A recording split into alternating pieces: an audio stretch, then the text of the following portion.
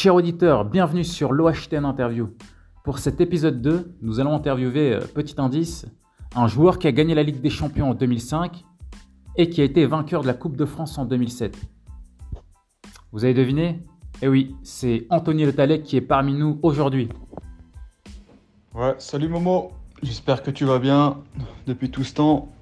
Ça fait très longtemps qu'on se connaît, donc ça me fait très plaisir de partager cette interview avec toi. Anthony, je tiens à te dire que je suis très content que tu sois parmi nous. Déjà parce que ton expérience est riche, elle sera bénéfique à l'ensemble des auditeurs, mais aussi parce que tu es une personne que j'apprécie. Ouais, moi aussi Momo, voilà, t'es une personne que j'apprécie. On s'est connus à l'âge de 12 ans et voilà.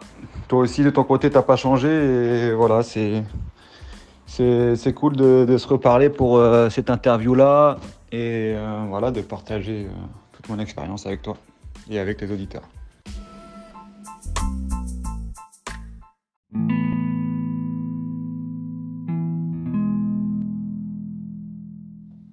Anthony, tu fais partie des rares joueurs à signer très tôt dans un club professionnel. Tu es arrivé notamment à l'âge de 8 ans au Havre Athletic Club. Avant ça, tu étais à Genville et tu as monté tranquillement les marches pour arriver jusqu'au haut niveau.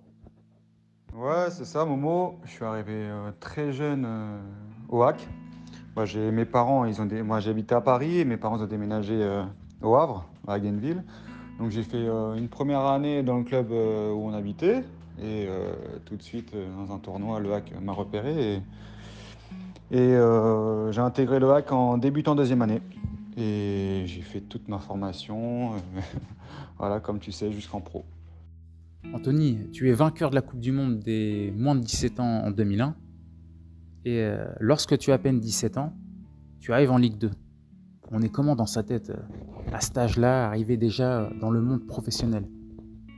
Après, comme on est dans sa tête, moi je le voulais tout ça, tu vois. Même depuis l'âge de 14-15 ans, il y avait même Arsenal qui avait appelé à la maison. Wenger, il avait appelé mes parents. Et après, voilà, j'ai intégré l'équipe de France à 15 ans, 16 ans. On a fait finale du championnat d'Europe 16 ans. C'est comme ça qu'après qu'on a fait la Coupe du Monde. Et on gagne la Coupe du Monde. Et tout de suite après, mais même avant la Coupe du Monde, j'ai fait un match de Coupe de la Ligue avec les pros, juste avant de partir à Trinidad et Tobago. Et voilà, c'est vrai que c'était le feu dans ma tête, hein, c'est ce que je voulais. C'est parti très très très vite. Voilà, à 16 ans et demi, j'ai fait mon premier match en professionnel au Havre. Donc en plus de cela, on est monté direct en Ligue 1. Donc voilà, quoi, tout était ouvert à ce moment-là, c'est sûr. Et d'ailleurs, en 2001, 2002, on parle beaucoup de toi, de Valdo également, donc Florence Sinama-Bongol. Comment tu as géré la pression? Parce que cette pression médiatique qui devait peser sur tes épaules, c'est pas évident. Tu arrives dans le monde professionnel, tu es tout jeune, peut-être insouciant, mais mine de rien, il y a beaucoup de choses qui se passent autour de toi. Oui, bien sûr, bien évidemment, il y avait cette pression à gérer parce que tous les yeux étaient sur nous, tous les médias. Et même avec ce transfert à Liverpool, ça a fait du buzz. On a quand même, je pense qu'on a fait parler de nous et on est rentré un peu dans l'histoire du football français avec ce transfert à 10 millions d'euros tous les deux. Après, voilà, quand tu es jeune, tu penses moins à tout ça. Enfin, c'est après avec le recul que voilà, tu fais les comptes. Mais après, quand tu es jeune, à 16, 17, 18 ans, tu calcules pas certaines choses. Et il faut dire aussi que j'avais un mental aussi. J'avais un mental depuis tout jeune. Voilà, quoi, je ne me laissais pas marcher dessus. Et je pense que c'était une force pour moi pendant toute ma carrière. Merci Anthony. Maintenant, je souhaiterais que tu nous en dises vraiment un peu plus sur Liverpool. Voilà, tu arrives là-bas, grande star autour de toi, Steven Gerrard, Xabi Alonso, Luis Garcia, Harry Kewell et plein d'autres joueurs encore. Et toi, voilà, tu joues, tu fais également une passe décisive en Ligue des Champions en quart de finale contre la Juventus. Voilà, j'aimerais que tu nous en dises un peu plus, même ta relation avec Benitez, comment ça se passait, toi en tant que jeune joueur, quelle était ta vision? Déjà, moi je signe à Liverpool parce que c'est Gérard Rouillet qui est à la tête et avec plein de joueurs français au sein du groupe. Et je fais une superbe année, hein. Dès la première année, je suis dans le groupe tout le temps, je joue, donc tout se passe bien. Et malheureusement, il se fait virer au bout de la première année, oui. Donc il y a Benitez qui arrive avec tous ces joueurs espagnols. Et moi, tout de suite, je me suis braqué, quoi. Je me suis dit qu'il ne va pas me faire jouer, il va ramener tous ses joueurs. Donc malheureusement, j'ai été impatient à ce moment-là et j'ai tapé à sa porte et je lui ai demandé déjà s'il allait me faire jouer. Et il m'a dit ouais, je peux pas t'en dire plus. Et j'ai dit bah ok, à ce moment-là, prêtez-moi. Et il l'a très mal pris. Il l'a très mal pris et après, nos relations elles sont un peu entachées. Je suis parti à Saint-Étienne en prêt et je suis revenu justement pour cette campagne-là parce qu'il y avait beaucoup de blessés. Mais notre relation, elle était quand même tendue. Mais c'est quand même moi qui l'ai cherché, je tiens à le souligner. Mais il me l'a fait payer quand même, quoi. Parce qu'après, j'ai fait toute la campagne européenne avec Liverpool. J'ai même joué un titulaire en quart de finale, quand j'ai fait la passe D à Luis Garcia. Et après, j'étais dans le groupe, jusqu'en demi-finale. Et à la finale, il y a Harry Kewell, justement, qui revient de blessure. Et moi, il m'écarte des 18 et je suis en tribune à Istanbul. Donc il me l'a fait payer. Donc c'est vrai que j'ai une petite dent contre ce coach. Donc on peut dire que finalement, la patience est une qualité importante dans le football de haut niveau. Mais je tiens à dire que quand même, ton parcours, il est quand même très très beau. Et gagner une Ligue des Champions à ton âge, faire une passe décisive en quart de finale, c'est pas donné à tout le monde. Ouais, bien sûr, comme tu l'as dit, c'est vrai, c'est une très grande vertu dans le foot, la patience. Et moi, je l'ai pas eu. Je l'ai pas eu à ce moment-là parce que voilà, c'est vrai que depuis tout petit, j'ai toujours été surclassé, j'ai toujours joué. Et d'un coup, me retrouver à pas jouer, je n'avais pas l'habitude en fait. Et j'ai manqué de clairvoyance à ce moment-là. J'avais un agent à l'époque qui était peut-être pas très bon aussi. Donc voilà, après j'ai appris. J'ai appris et c'est vrai qu'avec l'âge, après, j'ai été beaucoup plus patient.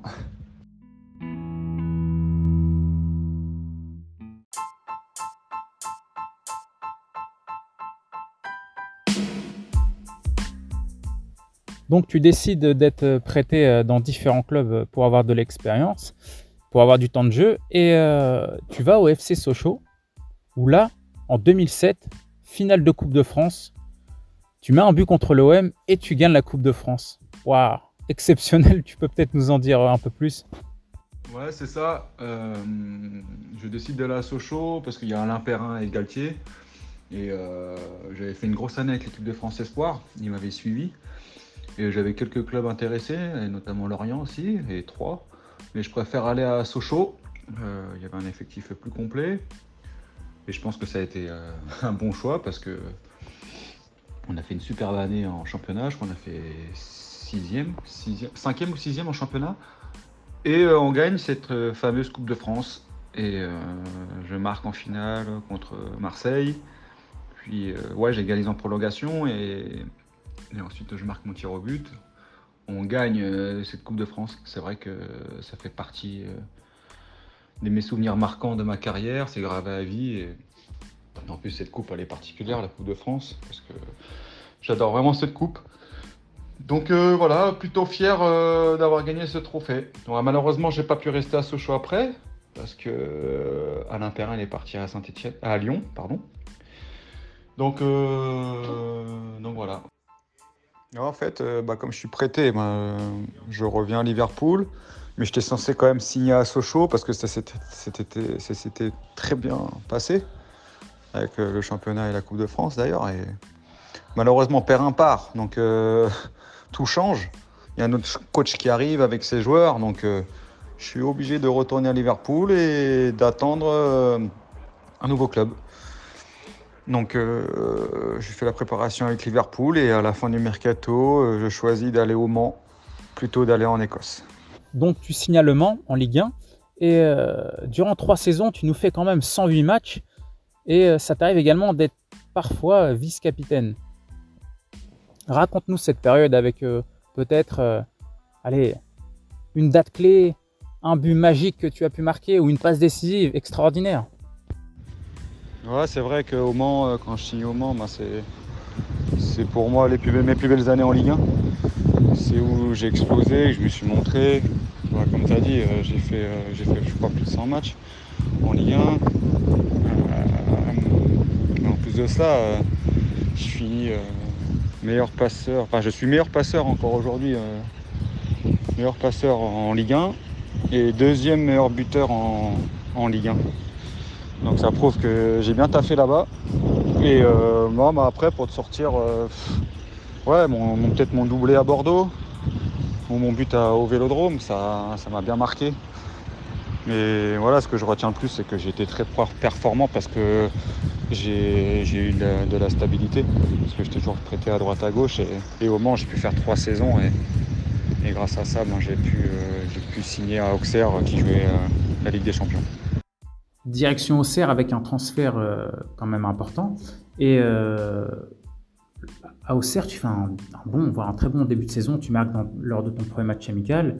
Premier match de la saison contre Lorient, tu marques également un but. Et malheureusement, au mois de septembre, tu te blesses à la cheville. Ouais, c'est ça. Je suis la recrue, entre guillemets, phare du club.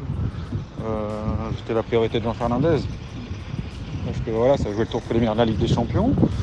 Donc ça se passe bien parce qu'on se qualifie contre le Zénith. Et ouais, c'est vrai, je marque un match amical, je marque le premier match en championnat. Et malheureusement, en Ligue des Champions, le premier match, on va à San Siro, l'équipe de Zlatan, on perd 2-0 là-bas, et le coach il me met remplaçant. Et voilà quoi, j'étais très très énervé. Et 3 jours après l'entraînement, je sais pas si c'est dû à ça. Je me blesse gravement à la cheville. On me blesse, c'est plutôt un coéquipier qui me blesse. Donc j'en ai pour 3 mois et malheureusement je rate pratiquement tous les matchs de la Ligue des Champions.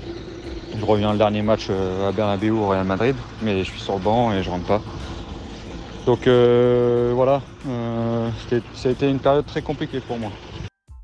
En t'écoutant, on peut se rendre compte que la carrière d'un footballeur, ça ne se joue à pas grand-chose et que voilà, on a tendance à voir ce qui est magnifique, ce qui est beau, la télé, mais il y a des efforts et malheureusement il y a des blessures, il y a des doutes également parfois.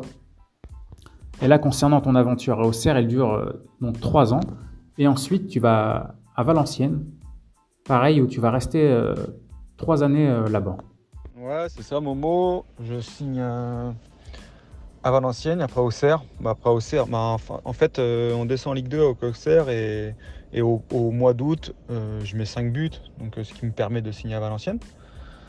Et voilà, la Ligue 1, tout ce que je voulais revoir.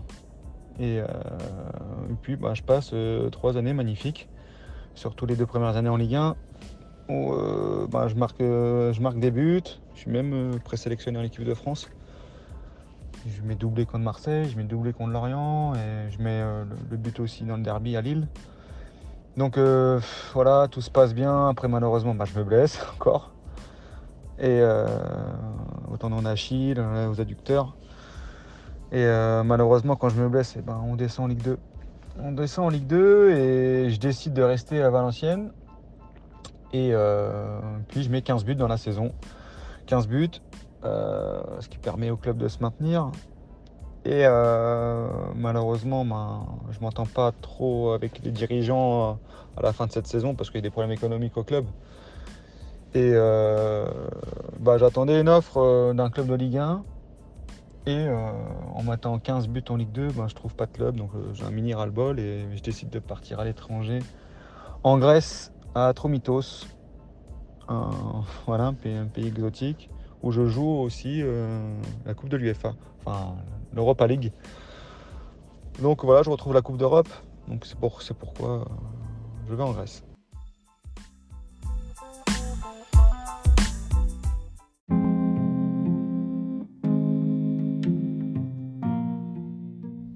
Donc tu te retrouves en Grèce, tu joues la Ligue Europa, tu finis, tu es nommé dans les meilleurs joueurs étrangers du championnat et tu te retrouves également dans une autre destination en Roumanie.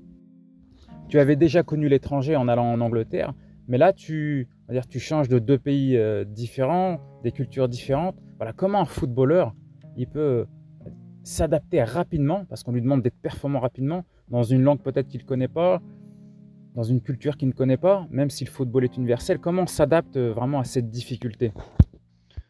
Ouais, ben, bon après c'est quand même complexe à expliquer parce que chacun est différent. Ben, après moi j'ai eu la chance déjà de voyager en Angleterre, donc j'avais déjà l'anglais avec moi, donc beaucoup plus facile pour s'adapter dans les pays comme en Grèce et en Roumanie. Et non mais c'est vrai qu'en Grèce moi ça s'est très très bien passé. Je finis comme tu dis dans les meilleurs joueurs étrangers du championnat. Après, ouais, ce qui était marrant dans les causeries en Grèce, c'est que tout était en grec. Et moi, on me traduisait tout à l'oreille en anglais, quoi. Donc ça, c'était très très particulier. Mais après, comme tu l'as dit, hein, c'est vrai que le foot est universel et on parle tous le même langage sur le terrain. Et après, moi aussi, je sais pas, peut-être c'était facile pour moi à chaque fois de m'adapter, que ce soit dans un pays, dans un club. J'ai ces facultés-là. Donc, non, aujourd'hui, je suis très heureux d'avoir pu faire toutes ces expériences parce qu'elles étaient très, très enrichissantes. Donc voilà. Comme tu dis, Anto, c'est une expérience très riche et à rappeler que l'anglais, c'est vraiment quelque chose qui est très important dès le plus jeune âge parce que derrière, ça t'a permis justement de pouvoir t'intégrer plus facilement dans les différents clubs que tu as pu connaître. À la fin de ton parcours en Roumanie, direction la Ligue 2 et Orléans, où là, tu nous fais 44 matchs en 2 saisons. Ouais, c'est ça. Je décide à un moment de revenir en France, à Orléans, parce que j'avais besoin de revenir dans le pays. Et ça se passe plutôt bien, Orléans. Je fais 18 mois et la deuxième année, la deuxième saison, on fait la meilleure année de l'histoire en Ligue 2. Et puis on fait quart de finale de Coupe de France aussi. On fait huitième de finale contre le PSG. Et après, je décide de partir dans un niveau plus bas parce que je reçois une grosse proposition d'un club de National 2 qui est Annecy. Et voilà, à 34 ans, 35 ans, je reçois une offre de 3 ans de contrat avec une reconversion derrière. Donc c'est pas donné à tout le monde et c'est pourquoi je décide d'aller à Annecy avec un gros projet derrière. Et voilà, après j'ai la chance de participer à la montée en nationale. C'était l'objectif du club. Et ensuite, voilà, pour plein de raisons, j'ai arrêté ma carrière. Il me restait un an de contrat, mais j'ai décidé d'arrêter. Parce qu'à un moment donné, il faut savoir s'arrêter. Et le principal aujourd'hui, c'est que je sois... Voilà, moi j'avais pour objectif de jouer le plus longtemps possible. Je voulais aller au bout de mon contrat, mais à un moment donné, il y a des choses qu'on fait que je ne pouvais plus. Il y a des blessures qui sont arrivées alors que j'avais jamais été blessé à des endroits, comme le mollet, comme le genou, parce que aussi je m'entraînais sur synthétique, et chose que ça ne m'était pas jamais arrivé en fait, de m'entraîner sur une surface comme ça pendant longtemps. Parce qu'à Annecy, pendant 6 mois, on s'est entraîné sur synthétique. Après, je le faisais dans les autres clubs, quand c'était l'hiver notamment. Mais on le faisait quoi, un maximum 3 semaines. Et là, voilà, à mon âge, ça a été très très dur, ça. Et puis aussi, faut dire la vérité, les choix du coach, des coachs qui étaient en place, ça me plaisait pas trop. Voilà, je suis un offensif, je suis un amoureux du jeu, de l'attaque. Et quand je me retrouve dans des équipes avec des coachs qui sont axés que sur le défensif, voilà, ça fait pas plaisir, c'est dur. Surtout moi, à mon poste où j'étais tout seul en pointe. Donc voilà, pour plein de raisons, j'ai arrêté. Il me restait un an de contrat et j'ai décidé de mettre un terme. Et pour me consacrer maintenant à ma deuxième vie. Voilà, j'ai décidé de rester encore sur le terrain parce que j'en ai besoin. Et je vais passer mes diplômes. Voilà, j'enchaîne avec le diplôme BEF. Donc je suis en charge des U17 nationaux en tant qu'entraîneur adjoint. Et voilà, pour l'instant ça me plaît. Et je suis encore heureux d'être sur le terrain. Merci Anthony pour cette interview qui a permis à de nombreux auditeurs de pouvoir voilà, prouver qu'encore une fois qu'impossible n'est pas vrai. On va te souhaiter également la meilleure réussite possible dans ta seconde aventure. On espère que tu pourras gagner les mêmes trophées que tu as pu avoir en tant que joueur, voire plus, ça serait exceptionnel. Et on va remercier également tous ceux qui ont pu nous écouter en direct. Et je vous dis à très bientôt sur l'OH10 Interview. Impossible n'est pas vrai.